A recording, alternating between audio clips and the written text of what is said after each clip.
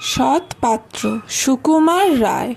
শুনতে পেলুম পোস্তা গিয়ে তোমার নাকি মেয়ের বিয়ে। গঙ্গারামকে পাত্র পেলে জানতে চাও সে কেমন ছেলে? মন্দ নয় সে পাত্র ভালো, রং যদিও বেজায় কালো। তার উপরে মুখের গঠন অনেকটা ঠিক পেঁচার মতন।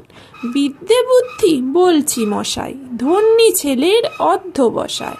19টি বার ম্যাট্রিক এসে ঘায়েল হয়ে থামল শেষে। বিষয় আশয় গরিব বেজায়, কষ্টে সৃষ্টে দিন চলে যায়। মানুষ তো নয় ভাইগুলো তার, একটা পাগল একটা গোয়ার। আরেকটি সে তৈরি ছেলে, জাল করে নোট গেছেন জেলে। কনিষ্ঠটি তবলা বাজায়, যাত্রা দলে 5 টাকা পায়। গঙ্গারাম তো কেবল ভোগে পিলের জ্বর আর পাণ্ডু রোগে। কিন্তু তারা উচ্চ ঘর, কংসরাজের বংশধর।